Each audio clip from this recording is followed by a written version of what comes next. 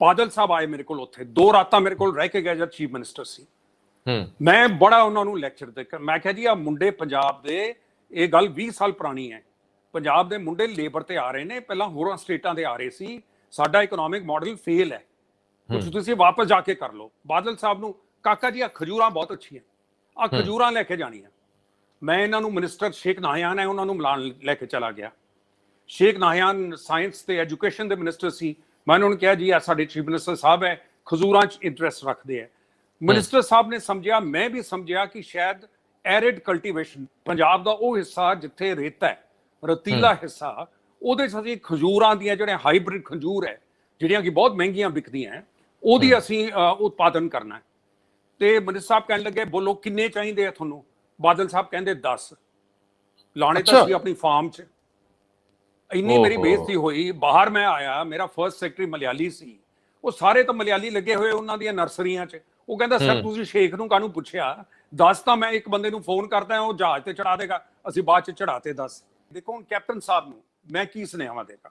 2 ਵਾਰ ਤੁਸੀਂ ਸੀਐਮ ਰਹਿ ਲਏ, ਹੁਣ ਤੁਹਾਡੀ ਆਪਣੇ ਆਪ ਨੂੰ ਸੱਚਾਈ ਨਾਲ ਪੁੱਛੋ ਕਿ ਮੇਰੀ ਸਿਹਤ, ਕੀ ਮੇਰੀ ਉਮਰ, ਕੀ ਮੇਰਾ ਤੌਰ ਤਰੀਕਾ ਅਲਾਓ ਕਰਦਾ ਹੈ ਕਿ ਮੈਂ 5 ਸਾਲ ਪੰਜਾਬ ਨੂੰ ਦੀ ਰਹਿਬਰੀ ਹੋਰ ਕਰ ਸਕਦਾ? ਇੱਕ ਮੈਂ ਫੋਰਨ ਸੈਕਟਰੀ ਨਾਲ ਲੜ ਲਿਆ, ਉਹਨੇ ਮੇਰੀ ਬਦਲੀ ਕਰਤੀ JN ਦੀਕਸ਼ਿਤ ਦੇ ਮਰਨ ਦੇ ਬਾਅਦ। ਹਰਦੀਪ ਪੁਰੀ ਤੇ ਮੈਂ ਜਿਹੜੇ ਹੁਣ ਮੰਤਰੀ ਨੇ, ਅਸੀਂ ਇਕੱਠੇ ਸੀ, ਸਾਡੇ ਦੋਨਾਂ ਦੇ ਬਦਲੀਆਂ ਕਰਤੀਆਂ ਜਿੱਦਣ JN Dikshit foreign secretary retire ਹੋਇਆ। ਮੈਂ ਉਹਨੂੰ ਲਿਖ ਕੇ ਨੋਟ ਦਿੱਤਾ, ਮੈਂ ਕਿਹਾ ਤੁਸੀਂ ਫੋਰਨ ਸੈਕਟਰੀ ਹੋ, ਤੁਸੀਂ ਮੇਰੀ ਬਦਲੀ ਕਰ ਸਕਦੇ ਹੋ, ਮੇਰੀ ਬੇਇੱਜ਼ਤੀ ਨਹੀਂ ਕਰ ਸਕਦੇ। ਅੱਛਾ, ਜਿੰਨਾ ਚਿਰ ਤੁਸੀਂ ਫੋਰਨ ਸੈਕਟਰੀ ਰਹੋਗੇ ਮੈਂ ਤੁਹਾਡੇ ਥੱਲੇ ਕੰਮ ਨਹੀਂ ਕਰਨਾ। ਮੈਂ 1.5 ਸਾਲ ਛੁੱਟੀ ਤੇ ਰਿਹਾ। ਫਿਰ ਅਗਲੇ ਫੋਰਨ ਸੈਕਟਰੀ ਨੇ, ਸਲਮਾਨ ਆਇਦਰ ਨੇ ਬੁਲਾ ਕੇ ਮੈਨੂੰ, ਜਦ ਮੈਂ ਚੀਫ ਪਾਸਪੋਰਟ ਅਫਸਰ ਬਣਿਆ, ਬੁਲਾ ਕੇ ਕਿਹਾ, ਕਹਿੰਦਾ ਅੱਛਾ ਚੱਲ ਯਾਰ ਹੁਣ ਭੁਲਾ ਦੇ ਪਰੇ ਨਹੀਂ ਗੱਲਾਂ। ਖੜਾ ਹੋ ਕੇ ਹੱਥ ਮਿਲਾ ਕੇ, ਸਰ ਬਾਈਗੋਨਸ ਆ ਬਾਈਗੋਨਸ। ਮੈਂ ਕਿਹਾ sir I never started it, ਸ਼ੁਰੂ ਤਾਂ ਤੁਸੀਂ ਕੀਤਾ, ਤੁਹਾਡੇ ਨਾਲ ਜਿਹੜਾ ਪਹਿਲਾ ਫੋਰਨ ਸੈਕਟਰੀ ਸੀ। ਮੈਂ ਕਿਹਾ ਮੈਂ ਪੰਜਾਬ ਤੋਂ ਆਇਆ, ਬੇਇੱਜ਼ਤੀ ਨਹੀਂ ਬਰਦਾਸ਼ਤ ਕਰਾਂਗਾ। ਦੇਸ਼ ਦੁਨੀਆ 'ਚ ਵਸਦੇ ਪੰਜਾਬੀਆਂ ਨੂੰ ਖੁਸ਼ਾਮਦੀਦ। ਮੈਂ ਹਰਜਿੰਦਰ ਸਿੰਘ ਰੰਧਾਵਾ, ਤੁਸੀਂ ਦੇਖ ਰਹੇ ਹੋ ਪੰਜਾਬ ਟੈਲੀਵਿਜ਼ਨ, ਔਰ ਮੇਰੇ ਨਾਲ ਨੇ ਸਰਦਾਰ KC ਸਿੰਘ, ਜਿਹੜੇ ਕਿ ਭਾਰਤ ਦੇ ਅੰਬੈਸਡਰ ਰਹੇ ਨੇ, ਵੱਖ-ਵੱਖ ਦੇਸ਼ਾਂ ਦੇ ਵਿੱਚ ਇਹਨਾਂ ਨੁਮਾਇੰਦਗੀ ਕੀਤੀ ਆ ਇਸ ਦੇਸ਼ ਦੀ। ਔਰ ਖਾਸ ਤੌਰ ਤੇ ਜੇ ਮੈਂ ਅੱਜ ਇਹ ਗੱਲ ਰਿਵੀਲ ਕਰਾਂ ਕਿ ਇੱਕ ਸਮੇਂ ਜਦੋਂ ਚੰਡੀਗੜ੍ਹ ਦਾ ਪਾਸਪੋਰਟ ਦਫ਼ਤਰ ਪੂਰੇ ਉੱਤਰੀ ਭਾਰਤ ਨੂੰ ਦੇਖਦਾ ਸੀ, ਸਾਰਾ ਪੰਜਾਬ, ਜੰਮੂ ਕਸ਼ਮੀਰ, ਹਿਮਾਚਲ, ਉਦੋਂ ਇਹ ਪਾਸਪੋਰਟ ਅਧਿਕਾਰੀ ਵੀ ਸੀਗੇ। ਔਰ ਜਲੰਧਰ ਦਾ ਪਾਸਪੋਰਟ ਦਫ਼ਤਰ ਸਰਦਾਰ KC ਸਿੰਘ ਨੇ ਖੋਲਿਆ। ਇੱਕ ਟਫ ਟਾਸਕ ਸੀਗਾ। ਸਰਦਾਰ ਸਾਹਿਬ ਜੀ ਆਇਆ। ਸਤਿ ਸ਼੍ਰੀ ਅਕਾਲ ਜੀ, ਬਹੁਤ ਖੁਸ਼ੀ ਹੈ ਰੰਧਾਵਾ ਸਾਹਿਬ, ਤੁਹਾਡਾ ਪ੍ਰੋਗਰਾਮ ਤਾਂ ਇੰਨਾ ਦੇਖਿਆ ਜਾਂਦਾ ਹੈ। ਪਿਛਲੇ ਪ੍ਰੋਗਰਾਮ ਦੇ ਬਾਅਦ ਐਸੇ ਬੰਦਿਆਂ ਦੇ ਫੋਨ ਆਏ ਜਿਹੜਾ ਮੈਂ ਸੋਚਿਆ ਹੀ ਨਹੀਂ ਸੀ।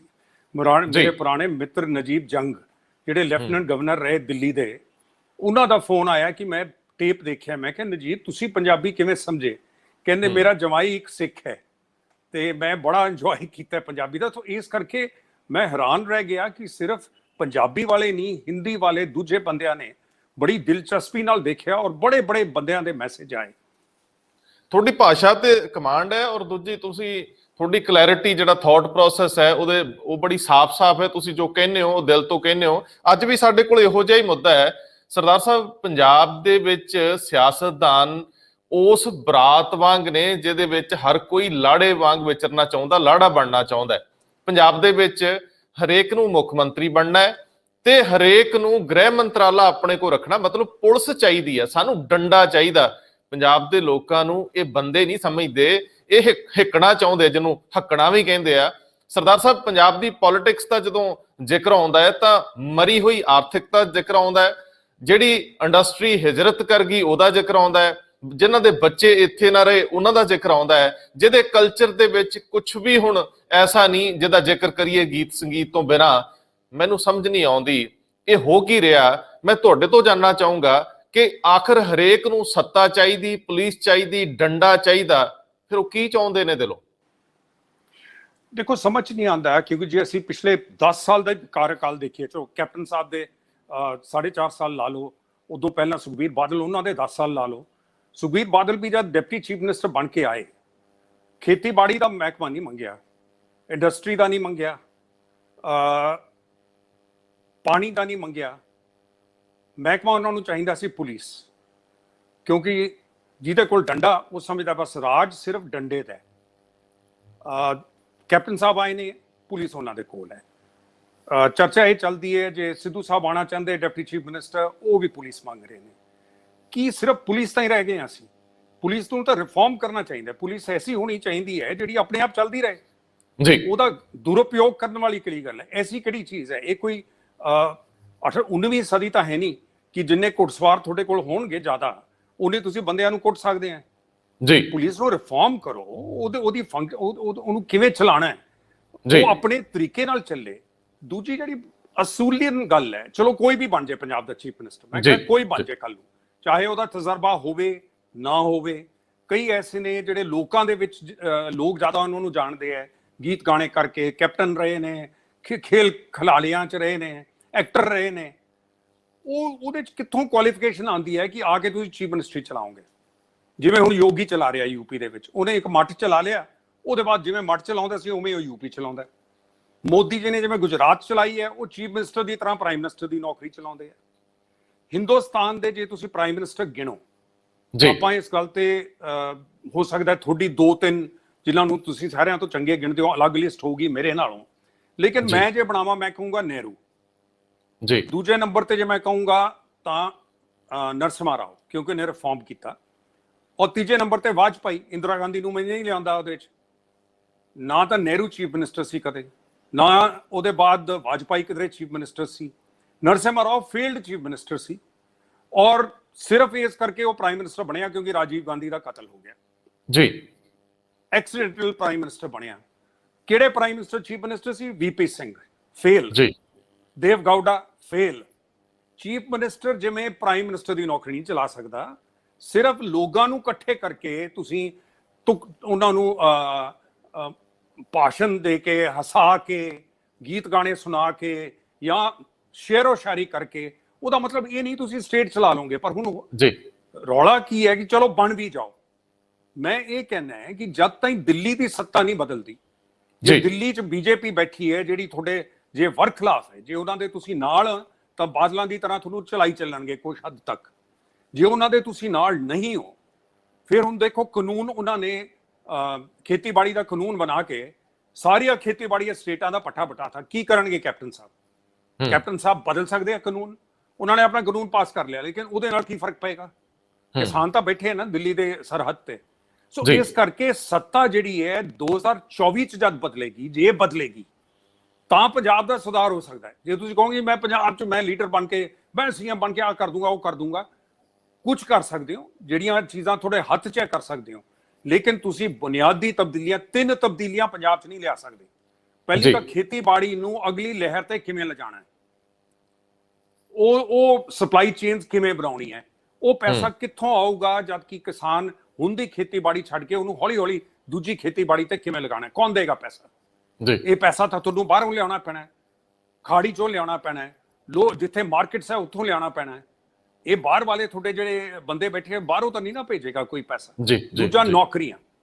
1999 ਤੋਂ ਲਾ ਕੇ 2003 ਤਾਈਂ ਮੈਂ ਐਂਬੈਸਡਰ ਸੀ ਆਬੂ ਧਾਬੀ 'ਚ। ਆਬੂ ਧਾਬੀ 'ਚ ਜਿਹੜਾ ਇੰਡੀਆ ਦਾ ਐਂਬੈਸਡਰ ਹੁੰਦਾ ਹੈ ਉਹ ਇੱਕ ਤਰ੍ਹਾਂ ਦਾ ਚੀਫ ਮਿਨਿਸਟਰ ਹੈ, ਕਿਉਂਕਿ ਉੱਥੇ 12-15 ਲੱਖ ਬੰਦਾ ਹਿੰਦੁਸਤਾਨ ਤਬਕੇ ਦਾ ਹੈ। 1/3 ਹਿੱਸੇ ਤੋਂ ਜ਼ਿਆਦਾ ਆਬਾਦੀ ਹਿੰਦੁਸਤਾਨੀਆਂ ਦੀ ਹੈ। ਜਦ ਐਂਬੈਸਡਰ ਦੀ ਗੱਡੀ ਨਿਕਲਦੀ ਹੈ ਸਾਰੇ ਤੁਹਾਨੂੰ ਹਿੰਦੁਸਤਾਨੀ ਨਜ਼ਰ ਆਉਂਦੇ ਆ, ਤੁਹਾਨੂੰ ਕੇਰਲਾ ਵਾਲੇ ਇੰਨੀ ਇੱਜ਼ਤ ਦਿੰਦੇ ਆ। ਪੰਜਾਬ ਦੇ ਮੁੰਡੇ ਇਹੋ ਜਿਹੇ ਹੈ ਜੇ ਦੇਖ ਲੈਣ ਸਿੱਖ ਐਂਬੈਸਡਰ ਪਿੱਟ ਕੱਢ ਕੇ ਖੜੇ ਹੋ ਜਾਣਗੇ, ਕਰਨਗੇ ਲੇਬਰ, ਲੇਕਿਨ ਉਹ ਆਪਣੀ ਬੇਇੱਜ਼ਤੀ ਮਹਿਸੂਸ ਕਰਦੇ ਹੈ ਕਿ ਉਹ ਲੇਬਰ ਕਰ ਰਹੇ ਆ, ਇਹ ਗੱਡੀ 'ਚ ਝੰਡਾ ਲਾ ਕੇ ਬੈਠਾ, ਲੇਕਿਨ ਮਲਿਆਲੀ ਨਹੀਂ ਕਰਦਾ, ਉਹ ਤੁਹਾਡੀ ਇੱਜ਼ਤ ਕਰਦਾ ਹੈ। ਬਾਦਲ ਸਾਹਿਬ ਆਏ ਮੇਰੇ ਕੋਲ, ਉੱਥੇ 2 ਰਾਤਾਂ ਮੇਰੇ ਕੋਲ ਰਹਿ ਕੇ ਗਏ ਜਦ ਚੀਫ ਮਿਨਿਸਟਰ ਸੀ। ਮੈਂ ਬੜਾ ਉਹਨਾਂ ਨੂੰ ਲੈਕਚਰ ਦਿੱਤਾ। ਮੈਂ ਕਿਹਾ ਜੀ ਆ ਮੁੰਡੇ ਪੰਜਾਬ ਦੇ, ਇਹ ਗੱਲ 20 ਸਾਲ ਪੁਰਾਣੀ ਹੈ, ਪੰਜਾਬ ਦੇ ਮੁੰਡੇ ਲੇਬਰ ਤੇ ਆ ਰਹੇ ਨੇ, ਪਹਿਲਾਂ ਹੋਰਾਂ ਸਟੇਟਾਂ ਦੇ ਆ ਰਹੇ ਸੀ, ਸਾਡਾ ਇਕਨੋਮਿਕ ਮਾਡਲ ਫੇਲ ਹੈ, ਕੁਝ ਤੁਸੀਂ ਵਾਪਸ ਜਾ ਕੇ ਕਰ ਲਓ। ਬਾਦਲ ਸਾਹਿਬ ਨੂੰ, ਕਾਕਾ ਜੀ ਆ ਖਜੂਰਾਂ ਬਹੁਤ ਅੱਛੀਆਂ, ਆ ਖਜੂਰਾਂ ਲੈ ਕੇ ਜਾਣੀਆਂ। ਮੈਂ ਇਹਨਾਂ ਨੂੰ ਮਿਨਿਸਟਰ ਸ਼ੇਖ ਨਾਹਿਆਨ ਹੈ ਉਹਨਾਂ ਨੂੰ ਮਿਲਾਨ ਲੈ ਕੇ ਚਲਾ ਗਿਆ। ਸ਼ੇਖ ਨਾਹਿਆਨ ਸਾਇੰਸ ਤੇ ਐਜੂਕੇਸ਼ਨ ਦੇ ਮਿਨਿਸਟਰ ਸੀ। ਮੈਂ ਉਹਨਾਂ ਨੂੰ ਕਿਹਾ ਜੀ ਆ ਸਾਡੇ ਚੀਫ ਮਿਨਿਸਟਰ ਸਾਹਿਬ ਹੈ, ਖਜੂਰਾਂ 'ਚ ਇੰਟਰਸਟ ਰੱਖਦੇ ਹੈ। ਮਿਨਿਸਟਰ ਸਾਹਿਬ ਨੇ ਸਮਝਿਆ, ਮੈਂ ਵੀ ਸਮਝਿਆ ਕਿ ਸ਼ਾਇਦ ਐਰਿਡ ਕਲਟੀਵੇਸ਼ਨ, ਪੰਜਾਬ ਦਾ ਉਹ ਹਿੱਸਾ ਜਿੱਥੇ ਰੇਤਾ ਹੈ, ਰਤੀਲਾ ਹਿੱਸਾ, ਉਹਦੇ 'ਚ ਅਸੀਂ ਖਜੂਰਾਂ ਦੀਆਂ ਜਿਹੜੀਆਂ ਹਾਈਬ੍ਰਿਡ ਖਜੂਰ ਹੈ, ਜਿਹੜੀਆਂ ਕਿ ਬਹੁਤ ਮਹਿੰਗੀਆਂ ਵਿਕਦੀਆਂ, ਉਹਦੀ ਅਸੀਂ ਉਤਪਾਦਨ ਕਰਨਾ ਹੈ। ਤੇ ਮਿਨਿਸਟਰ ਸਾਹਿਬ ਕਹਿਣ ਲੱਗੇ ਬੋਲੋ ਕਿੰਨੇ ਚਾਹੀਦੇ ਆ ਤੁਹਾਨੂੰ?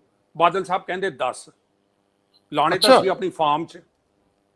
ਇੰਨੀ ਮੇਰੀ ਬੇਇੱਜ਼ਤੀ ਹੋਈ। ਬਾਹਰ ਮੈਂ ਆਇਆ, ਮੇਰਾ ਫਰਸਟ ਸੈਕਟਰੀ ਮਲਿਆਲੀ ਸੀ, ਉਹ ਸਾਰੇ ਤਾਂ ਮਲਿਆਲੀ ਲੱਗੇ ਹੋਏ ਉਹਨਾਂ ਦੀਆਂ ਨਰਸਰੀਆਂ 'ਚ। ਉਹ ਕਹਿੰਦਾ ਸਰ ਤੁਸੀਂ ਸ਼ੇਖ ਨੂੰ ਕਾਹਨੂੰ ਪੁੱਛਿਆ, ਦੱਸ ਤਾਂ ਮੈਂ ਇੱਕ ਬੰਦੇ ਨੂੰ ਫੋਨ ਕਰਦਾ ਉਹ ਜਹਾਜ਼ ਤੇ ਚੜਾ ਦੇਗਾ, ਅਸੀਂ ਬਾਅਦ 'ਚ ਚੜਾਤੇ ਦੱਸ। ਉਹ ਲੱਗੇ ਹੋਣੇ ਇਹਨਾਂ ਦੇ ਕਿਸੇ ਹੋਟਲ 'ਚ ਜਾਂ ਕਿਸੇ ਉਹਦੇ 'ਚ। ਜੇ ਤੁਹਾਡੀ ਸੋਚ ਇੰਨੀ ਛੋਟੀ ਹੋਵੇ ਫਿਰ ਤੁਸੀਂ ਪੰਜਾਬ ਨੂੰ ਕਿਵੇਂ ਅੱਗੇ ਲੈ ਜਾ ਸਕਦੇ ਹੋ? ਇਹ 20 ਸਾਲ ਪੁਰਾਣੀ ਗੱਲ ਹੈ। ਸੋ ਇਸ ਕਰਕੇ ਪੰਜਾਬ ਮਰਿਆ, ਇਹਦਾ ਮਤਲਬ ਹੈ ਕਿ ਜੜ੍ਹਾਂ ਦੇ ਵਿੱਚ ਇਹ ਖਿਆਲ ਪਏ ਸੀ ਤਾਂ ਹੀ ਤਾਂ ਮਰੇ ਪਏ ਆ ਸਰ। ਇਹ ਪ੍ਰੋਬਲਮ ਹੈ। ਹੁਣ ਜਿਹੜੇ ਮੈਂ ਕਹਿੰਦਾ ਲਾਈਨ 'ਚ ਖੜੇ ਕਰ ਲਓ ਜਿਹੜੇ ਸੀਐਮ ਬਣਨਾ ਚਾਹੁੰਦੇ, ਉਹਨਾਂ ਨੂੰ ਪੁੱਛਿਆ ਜੀ ਕੀ ਕਰੋਗੇ? ਹੁਣ ਪਹਿਲੀ ਗੱਲ ਤਾਂ ਹੈ ਖੇਤੀਬਾੜੀ, ਦੂਜੇ ਹੈ ਨੌਕਰੀਆਂ। ਕਿਉਂ ਜਾਣ ਸਾਡੇ ਮੁੰਡੇ, ਕਿਉਂ ਲੇਬਰ ਕਰਨ, ਕਿਉਂ ਗਰਮੀ ਦੇ ਵਿੱਚ ਉੱਥੇ ਧੱਕੇ ਖਾਣ? ਤੁਸੀਂ ਕਰ ਲਓਗੇ ਨੌਕਰੀਆਂ ਕ੍ਰੀਏਟ? ਇੱਥੇ ਸਟੀਲ ਫੈਕਟਰੀ ਤਾਂ ਲੱਗਦੀ ਨਹੀਂ ਪੰਜਾਬ 'ਚ। ਕੀ ਹੈ ਤੁਹਾਡਾ ਮਾਡਲ? ਇੱਕ ਬੰਦੇ ਦੇ ਕੋਲ ਜਵਾਬ ਨਹੀਂ ਹੈ। ਕੈਪਟਨ ਸਾਹਿਬ ਜਵਾਬ ਦੇ ਦੇਣਗੇ, ਲੇਕਿਨ ਉਹਦੇ ਬਾਅਦ ਇੰਪਲੀਮੈਂਟੇਸ਼ਨ ਜ਼ੀਰੋ, ਗੱਲਬਾਤ 100, ਅੰਡਰਸਟੈਂਡਿੰਗ ਪੂਰੀ, ਲੇਕਿਨ ਉਹਦੇ ਬਾਅਦ ਦਰਬਾਰ ਟੇਕਸ ਓਵਰ। ਜਿਹੜਾ ਦਰਬਾਰ ਹੈ ਉਹ ਦਰਬਾਰੀ ਘੁੰਮੀ ਜਾਣਗੇ ਮੱਖੀਆਂ ਵਾਂਗੂ ਆਲੇ ਦੁਆਲੇ, ਤੇ ਉਹ ਗੱਲ ਕੋਈ ਇੰਪਲੀਮੈਂਟ ਹੋਣੀ ਨਹੀਂ। ਔਰ ਤੀਜੀ ਗੱਲ ਹੈ ਪੰਜਾਬੀਅਤ, ਸਿੱਖੀ ਤੇ ਪੰਜਾਬੀਅਤ। ਇਹ ਕਿੱਥੇ ਜਾਣਾ ਹੈ ਕਲਚਰ? ਕਿੱਥੇ ਨੂੰ ਅਸੀਂ ਜਾ ਰਹੇ ਹਾਂ? ਇਹਨੂੰ ਅੱਗੇ ਵਧਾਣਾ ਪਿੱਛੇ ਵਧਾਣਾ? ਤੁਹਾਡਾ ਟਵੀਟ ਤੁਹਾਡਾ ਬੜਾ ਚੱਲਿਆ ਸੀਗਾ ਕਿ ਸਿੱਖੀ ਸਪਿਰਿਟ ਕੀ ਆ, ਲੋਕਾਂ ਨੇ ਕਿੰਨਾ ਐਪਰੀਸ਼ੀਏਟ ਕੀਤਾ ਹਜੂਰ ਸਾਹਿਬ ਦੀ ਗੱਲ ਜਿਹੜੀ ਤੁਸੀਂ ਕਰਦੇ ਹੋ, ਕਿਵੇਂ ਉਹਨਾਂ ਨੇ ਸੋਨੇ ਦੀ ਗੱਲ, ਸੋਨਾ ਵੇਚ ਕੇ ਉਹ ਸੇਵਾ ਤੇ ਲਾਇਆ। ਬਿਲਕੁਲ, ਉਹ ਕੱਲ ਦੀ ਘੁੰਮ ਰਹੀ ਹੈ। ਸਾਰੇ ਬੰਦਿਆਂ ਨੇ ਕਿਹਾ ਸਾਰੇ ਧਰਮਾਂ ਨੂੰ ਕਰਨਾ ਚਾਹੀਦਾ ਹੈ। ਦੇਖੋ ਕਿੰਨਾ ਵੱਡਾ ਕਦਮ ਹੈ ਜਿਹੜਾ ਹਜ਼ੂਰ ਸਾਹਿਬ ਤੋਂ ਆਇਆ ਹੈ ਕਿ ਸੋਨਾ ਤੁਹਾਡਾ ਬਿਲਕੁਲ ਕਿਸੇ ਕੰਮ ਨਹੀਂ। ਉਹਨਾਂ ਨੇ ਇਹ ਵੀ ਕਿਹਾ ਅਸੀਂ ਗੁਰਦੁਆਰਿਆਂ ਦੇ ਉੱਤੇ ਲਾ ਲਿਆ, ਚਲੋ ਚੰਗਾ ਕੀਤਾ, ਲੇਕਿਨ ਜਿਹੜਾ ਸਾਡੇ ਅੰਦਰ ਪਿਆ ਸਟੋਰਾਂ 'ਚ ਉਹਨੂੰ ਕੱਢ ਕੇ ਹਸਪਤਾਲ ਖੋਲੋ, ਉਹਦੇ ਨਾਲ ਲੋਕਾਂ ਦਾ ਇਲਾਜ ਕਰਾਓ। ਇਹੀ ਤਾਂ ਕਰਦੇ ਸੀਗੇ, ਇਹੀ ਤਾਂ ਗੁਰੂ ਨਾਨਕ ਕਹਿੰਦੇ ਸੀ ਸੇਵਾ ਕਰੋ ਲੋਕਾਂ ਦੀ। ਸੇਵਾ ਗਏ ਹਾਂ ਅਸੀਂ ਭੁੱਲ। ਅਸੀਂ ਸਿਰਫ ਇਹ ਹੈਗਾ ਕਿ ਸਾਡੇ ਕੋਲ ਗੁਰਦੁਆਰਿਆਂ ਦਾ ਕੰਟਰੋਲ ਹੋਵੇ, ਗੁਰਦੁਆਰਿਆਂ ਦੇ ਚੰਦਿਆਂ ਦਾ ਕੰਟਰੋਲ ਹੋਵੇ, ਉਹਨੂੰ ਅਸੀਂ ਕਿਸ ਤਰੀਕੇ ਨਾਲ ਦੁਰਉਪਯੋਗ ਉਹਦਾ ਕਰੀਏ, ਉੱਥੋਂ ਦਾ ਜਿਹੜਾ ਸਾਨੂੰ ਪਲੇਟਫਾਰਮ ਮਿਲ ਜੇ ਉਹਨੂੰ ਪੋਲਿਟਿਕਸ 'ਚ ਕਿਵੇਂ ਯੂਜ਼ ਕਰੀਏ। ਤਾਂ ਇਸ ਕਰਕੇ ਇਹ ਮੁੱਦੇ ਨੇ ਬਹੁਤ ਵੱਡੇ। ਇਹ ਸਿਰਫ ਸੀਐਮ ਦਾ ਮੁੱਦਾ ਨਹੀਂ, ਜੋ ਮਰਜੀ ਬਣ ਜਾਏ ਸੀਐਮ, ਕੋਈ ਫਰਕ ਨਹੀਂ ਪੈਣ ਵਾਲਾ ਪੰਜਾਬ 'ਚ। ਜਦ ਤਾਈਂ ਤੁਸੀਂ ਸੀਐਮ ਬਣਨ ਦੇ ਨਾਲ ਇੱਕ ਕੇਂਦਰ ਸਰਕਾਰ ਦੇ ਨਾਲ ਕੀ ਤੁਹਾਡੀ ਨੀਤੀ ਹੈ, ਕੇਂਦਰ 'ਚ ਤੁਸੀਂ ਕਿਵੇਂ ਤਾਕਤ ਪਾ ਕੇ ਫੜ ਕੇ ਰੱਖਣੀ ਹੈ, ਔਰ ਦੂਜੀ ਤੁਸੀਂ ਕਿੱਧਰ ਲਿਜਾਣਾ ਪੰਜਾਬ ਨੂੰ, ਦੂਰ ਅੰਦੇਸ਼ੀ ਕੀ ਹੈ ਤੁਹਾਡੀ, ਕੋਈ ਵਿਜ਼ਨ ਹੈਗਾ, ਕੋਈ ਦਿਮਾਗ ਦੇ ਵਿੱਚ ਸੁਪਨਾ ਹੈਗਾ ਕਿ ਪੰਜਾਬ ਨੂੰ ਉੱਥੇ ਲੈ ਕੇ ਜਾਣਾ ਹੈ, ਇੱਥੋਂ ਲਾ ਕੇ 100 ਕਿਲੋਮੀਟਰ ਜਾਣਾ ਹੈ। ਕਿਵੇਂ ਜਾਣਾ ਹੈ? ਇਹਨਾਂ ਚਿਰ ਪੈਦਲ ਜਾਣਾ ਹੈ, ਫਿਰ ਸਾਈਕਲ ਤੇ ਜਾਣਾ ਹੈ, ਫਿਰ ਬੱਸ ਤੇ ਜਾਣਾ ਹੈ, ਕਿਹੜੇ ਰਸਤੇ ਨੇ? ਨਹੀਂ, ਕੋਈ ਉਸ ਨਹੀਂ ਸਰਦਾਰ ਸਾਹਿਬ ਬਿਲਕੁਲ ਠੀਕ ਹੈ ਤੁਹਾਡੀ ਗੱਲ, ਕਿਉਂਕਿ ਜਦੋਂ ਪੰਜਾਬ ਦੇ ਵਿੱਚੋਂ ਇੰਡਸਟਰੀ ਪਲਾਇਨ ਕਰਦੀ ਹੈ ਤੇ ਉਹ ਇਸ ਕਰਕੇ ਕਰਦੀ ਹੈ ਕਿ ਉਹ ਪੰਜਾਬ ਦੇ ਉੱਤੇ ਨਿਰਭਰ ਨਹੀਂ ਗਈ। ਜਿਹੜੀ ਇੰਡਸਟਰੀ ਪੰਜਾਬ 'ਚ ਲੱਗੀ ਸੀ ਉਹ ਇੱਥੋਂ ਨਾਲ 50 ਕਿਲੋਮੀਟਰ ਤੇ ਜਾ ਕੇ ਬਹਿ ਗਈ, ਜਿੱਥੇ ਰਿਆਇਤਾਂ ਮਿਲੀਆਂ ਸੈਂਟਰ ਗਵਰਨਮੈਂਟ ਵੱਲੋਂ, ਅਸੀਂ ਉਹਦੇ ਖਿਲਾਫ ਵੀ ਨਾ ਲੜ ਸਕੇ, ਸਟੇਟ ਦੀ ਅਸੀਂ ਤਰਜਮਾਨੀ ਕੀਤੀ ਨਾ। ਸਵਾਲ ਤਾਂ ਇਹ ਸੀ ਕਿ ਜੇ ਐਗਰੀ ਬੇਸਡ ਹੁੰਦੀਆਂ, ਜੇ ਰਾਅ ਮਟੀਰੀਅਲ ਇੱਥੋਂ ਮਿਲਣਾ ਹੁੰਦਾ ਤੇ ਫਿਰ ਕਿਉਂ ਸ਼ਿਫਟ ਹੁੰਦੀਆਂ? ਅਸੀਂ ਇੰਡਸਟਰੀ ਵੀ ਉਹ ਨਾ ਲਾਈ ਜਿਹੜੀ ਸਾਡੇ ਤੇ ਨਿਰਭਰ ਹੁੰਦੀ। ਅਸੀਂ ਲੈਂਡ ਲੌਕਡ ਆ, ਸਾਰੇ ਬੰਨਿਓ ਘਿਰੇ ਹੋਏ ਆ ਸੜਕਾਂ ਨਾਲ, ਦੂਜੀਆਂ ਸਟੇਟਾਂ ਨਾਲ ਤੇ ਦੂਜੇ ਦੇਸ਼ਾਂ ਨਾਲ। ਮੈਨੂੰ ਤਾਂ ਸਮਝ ਨਹੀਂ ਆਈ ਕਿ ਸਾਡੇ ਨੀਤੀਵਾਨ, ਸਾਡੇ ਜਿਹੜੇ ਪਾਲਿਸੀ ਘਾੜੇ ਸੀਗੇ, ਉਹ ਸੱਚੀਓ ਸ਼ਰਮ ਆਉਂਦੀ ਹੈ ਕਿਸੇ ਵੇਲੇ ਕਿ ਉਹ ਸਿਰਫ ਸੱਤਾ ਮਾਨਣ ਆਉਂਦੇ ਸੀ, ਡੰਡਾ ਤੰਤਰ ਚਾਹੁੰਦੇ ਸੀਗੇ। ਪਰਿਵਾਰ ਪਾਲ ਲਏ, ਪੀੜ੍ਹੀਆਂ ਪਾਲ ਲੀਆਂ, ਪੈਸੇ ਬਣਾ ਲਏ, ਵੱਡੇ ਹੁੰਦੇ ਗਏ, ਹੁਣ ਪੁੱਤਾਂ ਨੂੰ ਸੌਂਪ ਕੇ ਗਾਂਹ ਤੁਰਨਾ ਚਾਹੁੰਦੇ ਆ। ਕਿ ਅਸੀਂ ਇਸੇ ਹੀ ਹੋਣੀ ਦਾ ਸ਼ਿਕਾਰ ਰਵਾਂਗੇ? ਇਹੀ ਰਾਹਾਂ ਤੇ ਸਾਡੇ ਰਸਤੇ ਨੇ ਔਰ ਸਾਡੀਆਂ ਅਗਲੀਆਂ ਪੀੜ੍ਹੀਆਂ ਵੀ ਏਦਾਂ ਹੀ ਭਟਕਦੀਆਂ ਰਹਿਣਗੀਆਂ। ਦੇਖੋ ਤੁਸੀਂ ਦੂਰ ਅੰਦੇਸ਼ ਕੈਰੋਂ ਸਾਹਿਬ ਕਿੰਨੇ ਸੀਗੇ, ਨੁਕਸਾਨ ਪੰਜਾਬ ਦਾ ਕੀ ਹੋਇਆ? ਕਿਉਂਕਿ ਪਾਕਿਸਤਾਨ ਦੇ ਨਾਲ ਤਣਾਅ ਹੁੰਦਾ ਸੀ, ਉਹਨਾਂ ਨੇ ਜਿਹੜੀ ਜੁਆਇੰਟ ਪੰਜਾਬ ਦੀ ਇੰਡਸਟਰੀ ਲਗਾਈ, ਸਾਰੀ ਫਰੀਦਾਬਾਦ ਉਧਰ ਹੱਦ ਤੋਂ ਦੂਰ ਲਗਾਈ। ਉਹ ਇਹ ਸੋਚ ਕੇ ਕਿ ਜੇ ਜੰਗ ਹੁੰਦਾ ਹੈ ਤਾਂ ਇੰਡਸਟਰੀ ਦਾ ਨੁਕਸਾਨ ਨਾ ਹੋਵੇ। ਲੇਕਿਨ ਜਦ ਪੰਜਾਬ ਦਾ ਬਟਵਾਰਾ ਹੋ ਗਿਆ 1966 ਚ, ਸਾਡੀ ਇੰਡਸਟਰੀ ਹਰਿਆਣੇ ਨੂੰ ਚਲੀ ਗਈ। ਉਤੋਂ ਇੰਦਰਾ ਗਾਂਧੀ ਨੇ ਬੇਇਨਸਾਫ ਕੀਤਾ ਕਿ ਪਾਣੀ ਵੀ ਦੇ ਦਿਓ, ਇੰਡਸਟਰੀ ਵੀ ਉਹਨਾਂ ਨੂੰ ਚਲੀ ਗਈ, ਪਾਣੀ ਵੀ ਹੋਰ ਉੱਤੋਂ ਦਿਓ। ਸੋ ਇੱਕ ਤਾਂ ਦੋ ਇੱਕ ਮਿਸੀਆਂ, ਤੋਂ ਇਸ ਕਰਕੇ ਇੱਕ ਚੰਡੀਗੜ੍ਹ ਨਹੀਂ ਦੇਣਾ, ਚੰਡੀਗੜ੍ਹ ਦੇ 2 ਹਿੱਸੇ ਕਰ ਦਿਓ। ਸੋ ਉਹ ਜਿਹੜਾ ਰੌਲਾ ਪਾਇਆ 66 ਦੇ ਬਾਅਦ, ਜਿਹਦੇ ਚੋਂ ਕਿ ਸਾਰਾ ਆਤੰਕਵਾਦ ਜਿਹਦੇ ਚੋਂ ਅੱਗੇ ਫੈਲਿਆ, ਉਹਦਾ ਨੁਕਸਾਨ ਵੀ ਜਿਹੜਾ ਪੰਜਾਬ ਦਾ ਹੋਇਆ। ਬਹਿਦੀ ਜਿਹੜੀ ਬਚੀ ਖੁਚੀ ਇੰਡਸਟਰੀ ਸੀ ਉਹ ਫਿਰ ਆਤੰਕਵਾਦ ਦੇ ਬਾਅਦ ਚਲੀ ਗਈ, ਕਿਉਂਕਿ ਉਹਨਾਂ ਨੂੰ ਟਾਰਗੇਟ ਵਿਚਾਰੇ ਨੂੰ ਬਿਜ਼ਨਸਮੈਨ ਤਾਂ ਹਿੰਦੂ ਸੀਗੇ ਜ਼ਿਆਦਾ, ਉਹਨਾਂ ਨੂੰ ਟਾਰਗੇਟ।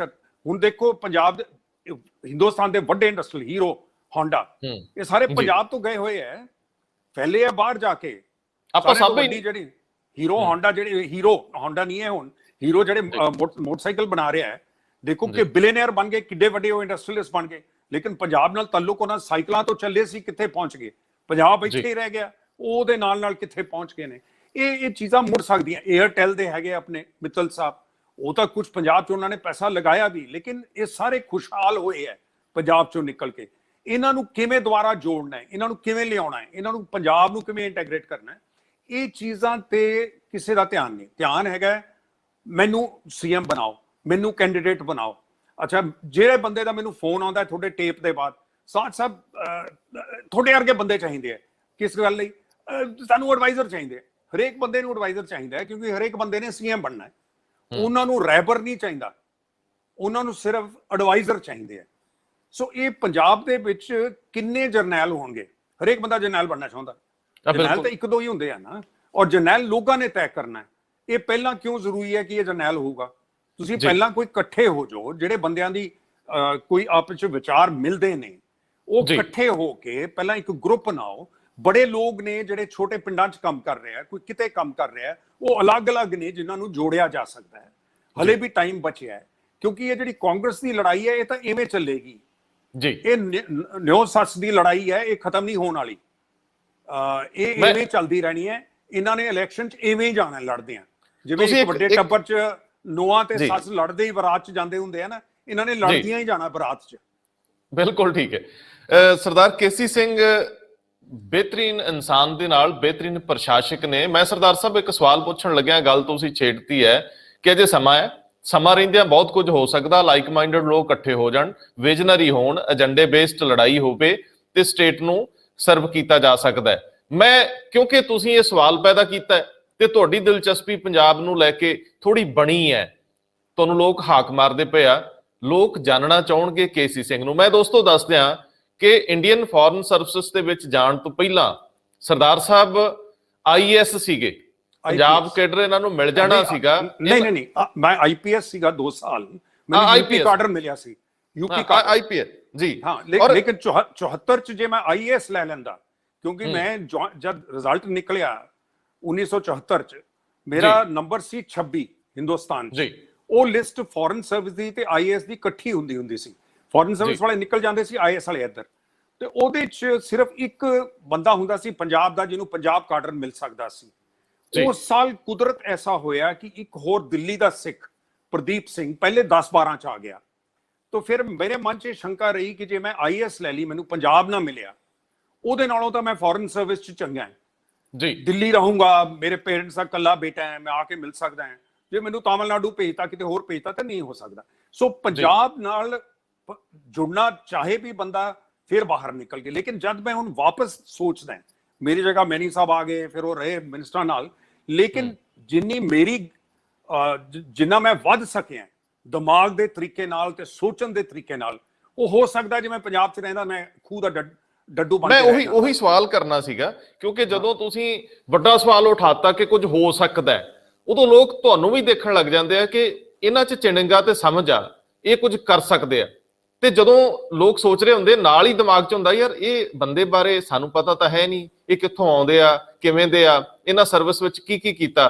ਸੋ ਮੈਂ ਜਾਣਨਾ ਚਾਹੁੰਦਾ ਕਿ ਤੁਸੀਂ ਰਾਸ਼ਟਰਪਤੀ ਭਵਨ 'ਚ ਗਿਆਨੀ ਜੈਲ ਸਿੰਘ ਨਾਲ ਸੀ, ਤੇ ਗਿਆਨੀ ਜੈਲ ਸਿੰਘ ਦੀ ਰਾਜਨੀਤੀ ਸਾਰੀ ਪੰਜਾਬ ਦੀ ਰਾਜਨੀਤੀ ਸੀ, ਭਾਵੇਂ ਉਹ ਰਾਸ਼ਟਰਪਤੀ ਭਵਨ 'ਚ ਸੀ। ਤੁਹਾਡੀ ਰਾਜੀਵ ਗਾਂਧੀ ਨਾਲ ਪੰਗੇਬਾਜ਼ੀ ਹੁੰਦੀ ਹੈ, ਇੱਕ ਸਮਾਂ ਹੁੰਦਾ ਜਦੋਂ ਤੁਸੀਂ ਅਸਤੀਫਾ ਵੀ ਦੇ ਦਿੰਦੇ ਹੋ, ਤੇ ਤੁਸੀਂ ਚੰਡੀਗੜ੍ਹ ਦੇ ਪਾਸਪੋਰਟ ਦਫ਼ਤਰ ਦੇ ਵਿੱਚ ਸਾਰੇ ਮਸਲਿਆਂ ਨੂੰ ਬੜੇ ਟੈਕਟਫੁਲੀ ਹੈਂਡਲ ਕੀਤਾ, ਤੇ ਜਲੰਧਰ ਦਾ ਪਾਸਪੋਰਟ ਦਫ਼ਤਰ ਵੀ ਸ਼ੁਰੂ ਕੀਤਾ।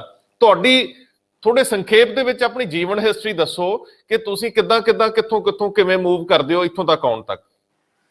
ਦੇਖੋ, ਚੰਡੀਗੜ੍ਹ ਬੜਾ ਇੰਟਰਸਟਿੰਗ ਸੀ, ਕਿਉਂਕਿ ਵਾਜਪਾਈ ਸਾਹਿਬ ਫੋਰਨ ਮਿਨਿਸਟਰ ਲੱਗੇ ਸੀ। ਮੈਂ ਕਾਇਰੋ ਤੋਂ ਵਾਪਸ ਆਇਆ 1978 ਚ ਪਹਿਲੀ ਪੋਸਟਿੰਗ ਕਰਕੇ। ਵਾਜਪਾਈ ਸਾਹਿਬ ਨੇ ਕਿਹਾ ਕਿ ਦੇਖੋ ਇਹ ਵਿਦੇਸ਼ ਨੀਤੀ ਠੀਕ ਹੈ, ਲੇਕਿਨ ਹਿੰਦੁਸਤਾਨ ਦੇ ਲੋਕ ਇਹ ਮਹਿਸੂਸ ਨਹੀਂ ਕਰਨਗੇ ਕਿ ਵਾਜਪਾਈ ਇੱਕ ਬਹੁਤ ਅੱਛਾ ਮਿਨਿਸਟਰ ਹੈ ਜਦ ਤੱਕ ਉਹਨਾਂ ਨੂੰ ਪਾਸਪੋਰਟ ਨਹੀਂ ਮਿਲਦਾ। ਮੈਂ ਚੀਨ ਨਾਲ ਕੀ ਕਰਾਂ, ਪਾਕਿਸਤਾਨ ਨਾਲ ਕੀ ਕਰਾਂ, ਆਮ ਬੰਦੇ ਦੇ ਉਹਦੇ ਤੋਂ ਕੀ ਲੈਣਾ। ਤੇ ਉਹਨਾਂ ਨੇ ਕਿਹਾ ਕਿ ਨੌਜਵਾਨ ਅਫਸਰਾਂ ਨੂੰ ਬੜੀਆਂ ਸ਼ਿਕਾਇਤਾਂ ਆਉਂਦੀਆਂ, ਨੌਜਵਾਨ ਅਫਸਰਾਂ ਨੂੰ RPO ਲਾ ਕੇ ਭੇਜੋ। ਔਰ ਉਹਨਾਂ ਦਿਨਾਂ 'ਚ ਬੜੇ ਥੋੜੇ ਦਫ਼ਤਰ ਹੁੰਦੇ ਸੀ ਕਿ ਪਾਸਪੋਰਟ ਆਫਿਸ ਨਹੀਂ ਸੀ ਹੁੰਦੇ, ਰੀਜਨਲ ਪਾਸਪੋਰਟ ਆਫਿਸ ਹੀ ਹੁੰਦੇ ਸੀ। ਇੱਕ ਦਿੱਲੀ ਵਾਲਾ ਜੈਪੁਰ ਕਵਰ ਕਰਦਾ ਸੀ, ਇੱਥੋਂ ਵਾਲਾ ਪੂਰਾ ਪੰਜਾਬ, ਹਰਿਆਣਾ, ਹਿਮਾਚਲ, ਜੰਮੂ ਕਸ਼ਮੀਰ, ਚੰਡੀਗੜ੍ਹ ਦਾ ਦਫ਼ਤਰ ਕਵਰ ਕਰਦਾ ਸੀ। ਤੇ ਮੁੰਡੇ ਜਾਣ ਨਾ, ਜਿਹੜੇ ਬਾਹਰੋਂ ਆਉਣ, ਉਹ ਕਹਿੰਦੇ ਜੀ ਅਸੀਂ ਤਾਂ ਫੋਰਨ ਸਰਵਿਸ ਜੁਆਇਨ ਕੀਤੀ ਹੈ, ਫੋਰਨ ਪਾਲਿਸੀ, ਵਿਦੇਸ਼ ਨੀਤੀ ਬਣਾਉਣ ਲਈ, ਅਸੀਂ ਪਾਸਪੋਰਟ ਆਫਿਸ ਚਲਾਉਣ ਲਈ ਥੋੜੀ ਕੀਤੀ ਹੈ। ਅੱਛਾ, ਮੇਰਾ ਚੰਡੀਗੜ੍ਹ 'ਚ ਘਰ ਸੀਗਾ, ਫਾਦਰ ਮਦਰ ਉਦੋਂ ਜਿਉਂਦੇ ਸੀ, ਤੇ ਮੈਂ ਸ਼ਾਮ ਸਰਨ ਜਿਹੜੇ ਬਾਅਦ ਫੋਰਨ ਸੈਕਟਰੀ ਰਹੇ, ਮੈਂ ਉਹਨਾਂ ਨੂੰ ਜਾ ਕੇ ਕਿਹਾ ਜੀ, ਮੈਂ ਕਿਹਾ ਮੈਨੂੰ 4-5 ਦਿਨ ਹੋ ਗਏ ਘੁੰਮਦੇ ਆ, ਤੁਸੀਂ ਮੈਨੂੰ ਅੰਡਰ ਸੈਕਟਰੀ ਨਹੀਂ ਲਾਇਆ, ਸੁਣਿਆ ਆਰਪੀਓ ਦਾ ਦਫ਼ਤਰ ਖਾਲੀ ਹੋ ਰਿਹਾ। ਉਹਦੀਆਂ ਅੱਖਾਂ ਚਮਕ ਗਈਆਂ, ਕਿਉਂਕਿ ਉਹ ਤਾਂ ਬੰਦਾ ਲੱਭ ਰਹੇ ਸੀ, ਉਹਨਾਂ ਨੇ ਮੰਤਰੀ ਨੂੰ ਕਹਿਣਾ ਸੀਗਾ ਕਿ ਜੀ ਇੱਕ ਬੰਦਾ, ਉਹ ਮੁਰਗਾ ਉਹਨਾਂ ਨੂੰ ਲੱਭਿਆ, ਉਹਨਾਂ ਨੇ ਫਟਾਫਟ ਮੇਰੀ ਪੋਸਟਿੰਗ ਕਰਤੀ। ਉਹ 2 ਸਾਲ ਇੰਨਾ ਸਿੱਖਿਆ। ਮੈਂ ਪਹਿਲਾਂ ਹੀ ਆਂਦੇ ਆਪਣਾ ਜਿਹੜਾ ਦਫ਼ਤਰ 17 ਸੈਕਟਰ 'ਚ ਹੁੰਦਾ ਸੀ ਦਫ਼ਤਰ, ਆਰਪੀਓ ਬੈਠਦਾ ਸੀ ਉੱਪਰ, ਕਾਊਂਟਰ ਹੁੰਦਾ ਸੀ ਪਹਿਲੇ ਫਲੋਰ ਤੇ, ਸੈਕੰਡ ਫਲੋਰ ਤੇ ਹੁੰਦਾ ਸੀ ਆਰਪੀਓ। ਇਹਨਾਂ ਨੇ ਫਸਟ ਫਲੋਰ ਤੇ ਤਾਂ ਭੀੜ ਇੰਨੀ ਲੱਗੀ ਹੁੰਦੀ ਪੂਰੀ ਪੰਜਾਬ ਦੀ, ਤੁਸੀਂ ਰਹੇ ਰੱਬ ਦਾ ਨਾਂ, ਔਰ ਉੱਪਰ ਜਾਣ ਨਾ ਦੇਣ। ਮੇਰੇ ਪੀਆਰਓ ਵਗੈਰਾ, ਏਪੀਓ 5-6 ਅਫਸਰ ਸੀਗੇ, ਉਹ ਪਹਿਲੀ ਫਲੋਰ ਤੇ ਬੈਠਦੇ ਸੀ, ਆਰਪੀਓ ਉੱਪਰ ਬੈਠਦਾ ਸੀ, ਵਿੱਚ ਗਾਰਡ ਹੁੰਦੇ ਸੀਗੇ। ਆਰਪੀਓ ਨੂੰ ਮਿਲਣਾ ਤਾਂ ਉਹਦੇ ਤੇ ਇਤਰਾਜ਼ ਸੀ। ਸੋ ਸਾਰਿਆਂ ਤੋਂ ਪਹਿਲਾਂ 2 ਤਰੀਕੇ ਹੈ ਕਿ ਜੇ ਤੁਸੀਂ ਕਰਪਸ਼ਨ ਤੇ ਹਟਣਾ ਤਾਂ ਕੀ, ਇੱਕ ਤਾਂ ਮੈਂ ਉੱਥੇ ਜਾ ਕੇ ਉਹਨਾਂ ਦੇ ਝਾਤੀਆਂ ਮਾਰੀਆਂ ਉਹਨਾਂ ਦੇ ਦਫ਼ਤਰ 'ਚ ਕਿ ਉਹ ਕੀ ਕਰਦੇ ਹੈ। ਦੂਜਾ ਤਰੀਕਾ ਹੈ ਕਿ ਮੈਂ ਆਪਣਾ ਦਫ਼ਤਰ ਖੋਲਦਾ, ਜੇ ਕਿਸੇ ਦਾ ਕੰਮ ਮੇਰੇ ਦਫ਼ਤਰ 'ਚ ਹੋ ਰਿਹਾ ਹੈ, ਉਹ ਕਿਉਂ ਪੈਸੇ ਦੇਗਾ, ਉਹਦਾ ਦਿਮਾਗ ਤਾਂ ਨਹੀਂ ਨਾ ਖਰਾਬ। ਬਿਲਕੁਲ। ਸੋ ਮੈਂ ਇਹ ਕਰਤਾ, ਇੱਕ ਨਵਾਂ ਸਿਸਟਮ ਉੱਤੇ ਬਣਾਤਾ ਕਿ ਜਿਹੜਾ ਬੰਦਾ 2 ਵਾਰ ਇਨਕੁਆਇਰੀ ਕਰ ਚੁੱਕਿਆ ਨੀਚੇ, ਉਹਦੇ ਕੋਲ ਇਨਕੁਆਇਰੀ ਸਲਿੱਪ ਹੈ, ਆ ਕੇ ਉਹਦੇ ਤੇ ਲਿਖੀ ਜਾਂਦੇ ਆ ਨਹੀਂ ਹੈ, ਉਹ ਨਹੀਂ ਹੈ, ਉਹਨੂੰ ਉੱਪਰ ਆਣ ਦਿਓ। ਨਵੇਂ ਵਾਲੇ ਨੂੰ ਨਹੀਂ, ਜਿਹੜਾ ਇੱਕ ਵਾਰ ਇਨਕੁਆਇਰੀ ਕਰ ਚੁੱਕਿਆ, ਉਹਦਾ ਕੰਮ ਨਹੀਂ ਹੋਇਆ, ਫਿਰ ਪੀਏ ਕੋਲ ਇੱਕ ਬੰਦਾ ਬਿਠਾਇਆ, ਇਹਨਾਂ ਨੂੰ ਰਜਿਸਟਰ 'ਚ ਐਂਟਰ ਕਰੋ। ਉਹ ਆਪਣੀ ਸਲਿੱਪ ਨਾ ਦੇਣ ਡਰਦੇ ਕਿ ਇਹ ਸਲਿੱਪ ਵੀ ਚਲੀ ਜਾਊਗੀ, ਫਿਰ ਪਤਾ ਨਹੀਂ ਲੱਗਣਾ ਕਿ ਮੈਂ ਇਸ ਦਫ਼ਤਰ 'ਚ ਪਹਿਲਾਂ ਆਇਆ ਸੀ। ਮੇਰਾ ਪੀਏ ਠੱਪਾ ਲਾ ਕੇ ਉਹ ਸਲਿੱਪ ਦੇਗਾ, ਉਹਨੂੰ ਦੂਜੀ ਸਲਿੱਪ ਦੇਵੇ। ਲੰਚ ਤਾਈਂ ਮੇਰਾ ਇਹ ਹੁੰਦਾ ਸੀਗਾ। ਅੱਛਾ, ਫਿਰ ਮੈਂ ਦੇਖਿਆ ਸੁਪਰਡੈਂਟੈਂਟ ਜਿਹੜੇ ਲੱਗੇ ਹੋਏ ਸੀ, ਜਿਹਨੂੰ ਰਿਕਾਰਡ 'ਚ ਲਾਇਆ ਹੋਇਆ ਸੀ, ਮੈਂ ਕਿਹਾ ਇਹ ਸ਼ਰੀਫ ਬੰਦਾ ਹੋਣਾ, ਇਹਨੂੰ ਫਾਈਲਾਂ ਤੇ ਨਹੀਂ ਲਾਇਆ, ਉਹਨੂੰ ਮੈਂ ਕੱਢ ਕੇ ਫਾਈਲਾਂ ਦਾ ਇੰਚਾਰਜ ਲਾਇਆ। ਮੈਂ ਕਿਹਾ ਮੈਂ ਲੰਚ ਤਾਈਂ ਬੰਦਿਆਂ ਨੂੰ ਮਿਲੂੰਗਾ। ਬੰਦੇ ਅੰਦਰ ਆਏ, ਉਹਦੀ ਗੱਲ ਸੁਣੀ, ਉਹਨੂੰ ਕਿਹਾ ਹੁਣ ਇੱਥੇ ਨਹੀਂ ਤੂੰ ਖੜਨਾ, ਜੇ ਇੱਥੇ ਖੜੇ ਆ ਤੇ ਤੈਨੂੰ ਮੈਂ ਪਾਸਪੋਰਟ ਨਹੀਂ ਦੇਣਾ, ਤੂੰ ਹੁਣ ਘੁੰਮਿਆ, ਚਾਹ ਚੂ ਪੀਆ, ਤੂੰ ਹੁਣ 3 ਵਜੇ ਆਈ ਵਾਪਸ। ਅਸੀਂ ਲੰਚ ਤਾਈਂ ਉਹ ਸਾਰੇ ਇਕੱਠੇ ਕਰ ਲੈਣੇ।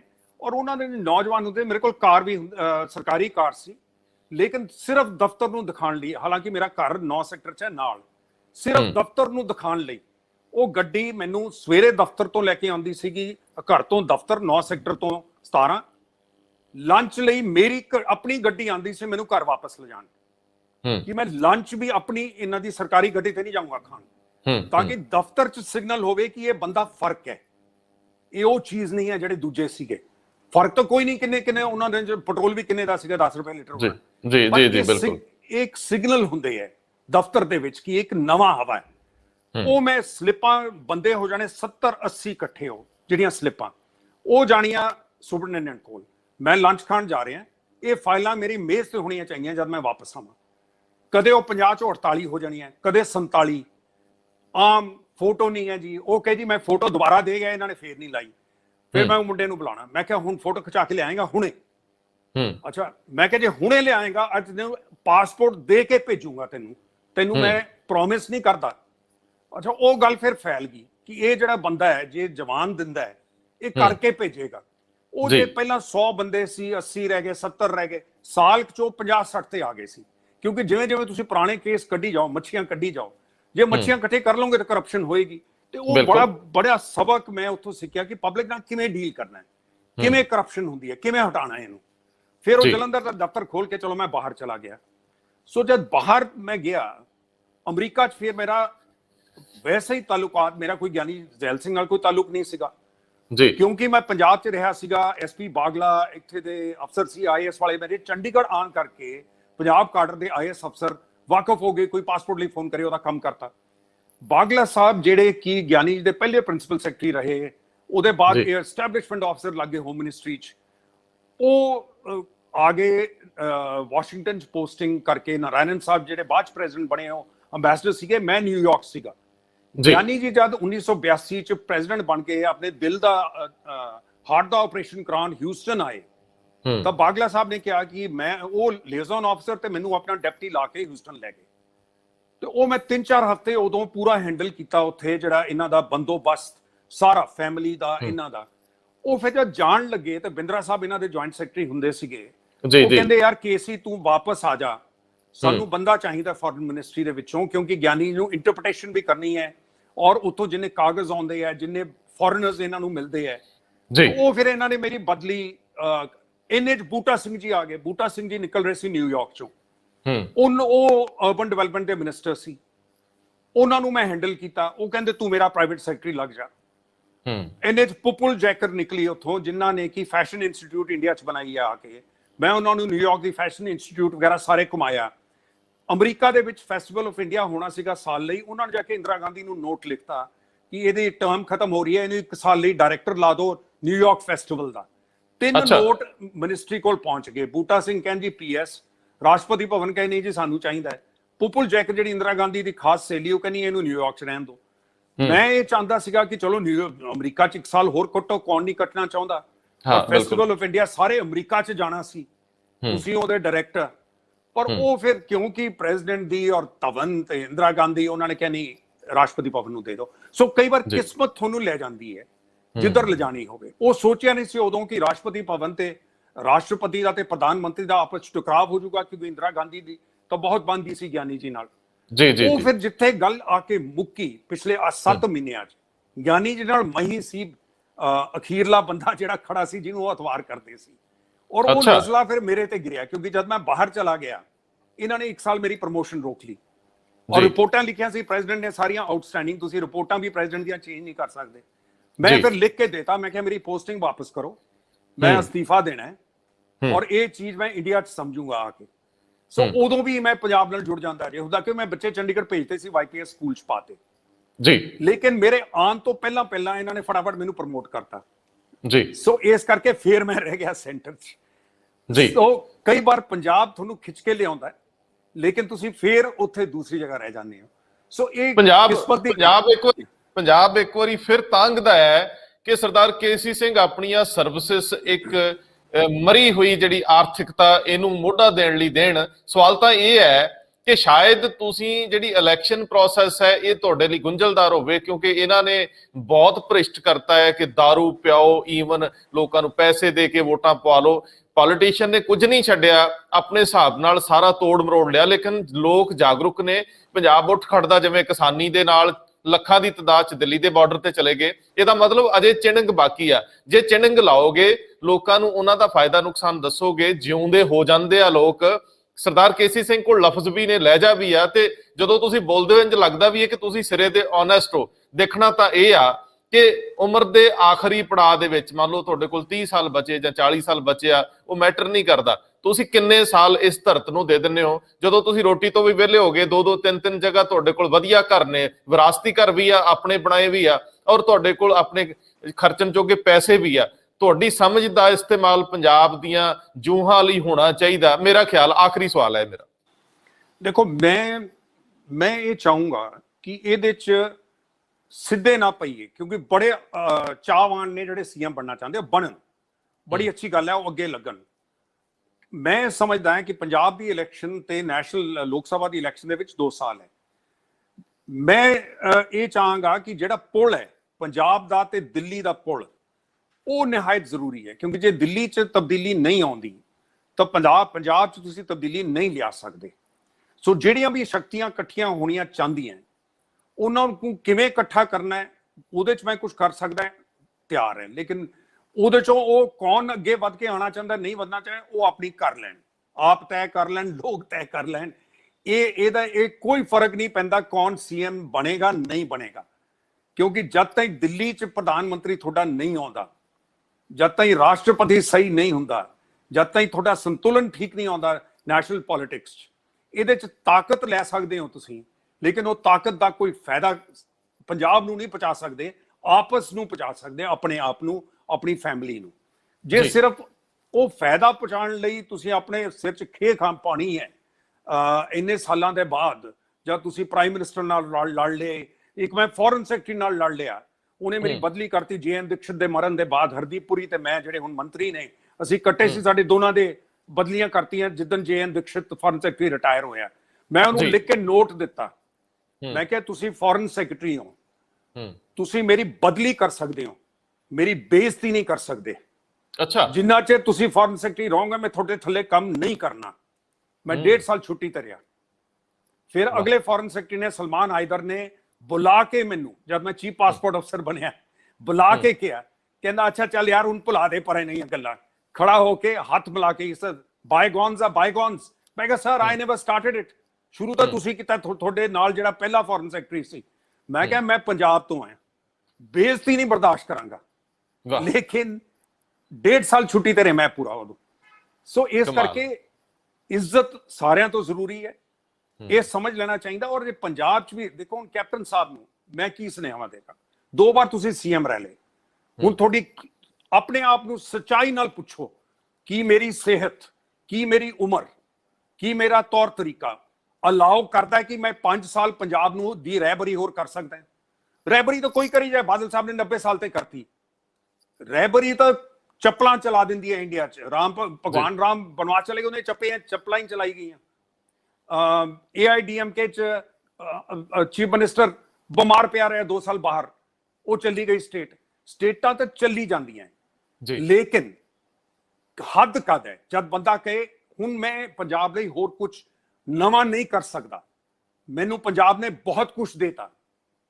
ਇਹ ਕੋਈ ਕਹਿਣ ਨੂੰ ਤਿਆਰ ਹੈ ਜਿਹਦੇ ਕੋਲ ਸੱਤਾ ਹੈ? ਨਾ ਨਹੀਂ, ਕੋਈ ਕਹਿਣ ਨੂੰ ਤਿਆਰ ਨਹੀਂ। ਸਰਦਾਰ ਸਾਹਿਬ ਮਜ਼ਾ ਆ ਗਿਆ ਅੱਜ ਮੈਨੂੰ, ਰੀਅਲੀ ਅੱਜ ਮੈਨੂੰ ਅਸਲ ਸਰਦਾਰ ਕੇਸੀ ਸਿੰਘ ਦੇ ਦਰਸ਼ਨ ਹੋਏ। ਤੁਸੀਂ ਅਮੂਮਨ ਆਪਣੇ ਬਾਰੇ ਘੱਟ ਬੋਲਦੇ ਹੋ। ਮੈਂ ਦੋਸਤੋ ਇੱਕ ਗੱਲ ਦੱਸਾਂ ਕਿ ਰਾਸ਼ਟਰਪਤੀ ਭਵਨ 'ਚ ਰਹਿੰਦਿਆਂ ਇਹਨਾਂ ਦੇ ਜਿਹੜੇ ਅਨੁਭਵ ਨੇ ਉੱਤੇ ਇੱਕ ਕਿਤਾਬ ਲਿਖ ਰਹੇ ਆ ਸਰਦਾਰ ਸਾਹਿਬ, ਔਰ ਜਲਦ ਰਿਲੀਜ਼ ਹੋਣ ਵਾਲੀ ਆ। ਇੱਕ ਬਹੁਤ ਵੱਡੇ ਪਬਲਿਕੇਸ਼ਨ ਹਾਊਸ ਉਹ ਕੰਮ ਕਰ ਰਿਹਾ। ਸਰਦਾਰ ਸਾਹਿਬ ਨੇ ਜੋ ਅੰਦਰ ਦੀਆਂ ਗੱਲਾਂ ਉਹਦੇ ਵਿੱਚ ਉਹ ਜ਼ਿਕਰ ਕੀਤੇ ਨੇ, ਅਸੀਂ ਰਿਵੀਲ ਨਹੀਂ ਕਰ ਰਹੇ, ਅਸੀਂ ਉਹ ਸਵਾਲ ਵੀ ਨਹੀਂ ਪੁੱਛਿਆ, ਲੇਕਿਨ ਉਹਦੇ ਕੁਝ ਗੱਲਾਂ ਅਸੀਂ ਜ਼ਰੂਰ ਅਗਲੇ ਦਿਨਾਂ 'ਚ ਕਰਾਂਗੇ। ਇਹ ਲੋਕ ਅਨੁਭਵੀ ਲੋਕ ਨੇ ਜਿਨ੍ਹਾਂ ਜੀਵਨ ਲਾ ਕੇ ਇਹ ਅਨੁਭਵ ਹਾਸਲ ਕੀਤੇ, ਅਰਨ ਕੀਤੇ ਆ।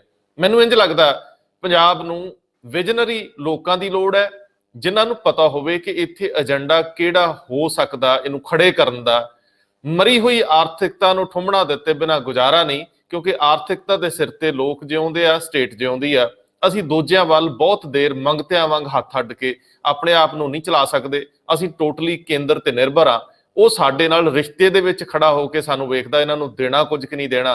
ਕਿਸਾਨੀ ਮੂਵਮੈਂਟ ਤੋਂ ਬਾਅਦ ਜਿਸ ਤਰ੍ਹਾਂ ਦੀਆਂ ਮੁਸ਼ਕਲਾਂ ਹੋਰ ਵੀ ਆ ਰਹੀਆਂ, ਸੋ ਪੱਖਪਾਤ ਹੁੰਦੇ ਰਹਿਣਗੇ। ਤੁਸੀਂ ਪੈਰਾਂ ਤੇ ਕਿਵੇਂ ਖੜੇ ਹੋ ਸਕਦੇ ਹੋ ਜੇ ਤੁਹਾਡੇ ਲੀਡਰ ਬਿਹਤਰ ਨਹੀਂ? ਸਰਦਾਰ ਕੇਸੀ ਸਿੰਘ ਵਰਗੇ ਲੋਕ ਜਿਨ੍ਹਾਂ ਨੇ ਜੀਵਨ 'ਚ ਸਭ ਪ੍ਰਾਪਤੀਆਂ ਕਰ ਲਈਆਂ, ਇਹੋ ਜਿਹੇ ਲੋਕਾਂ ਨੂੰ ਖਿੱਚ ਕੇ ਰਿਕਵੈਸਟ ਕਰਕੇ ਬਾਹਰ ਲਿਆਉਣਾ ਬਣਦਾ ਹੈ। ਸਰਦਾਰ ਸਾਹਿਬ ਬਹੁਤ ਮਿਹਰਬਾਨੀ, ਬਹੁਤ ਧੰਨਵਾਦ। ਬਹੁਤ ਧੰਨਵਾਦ।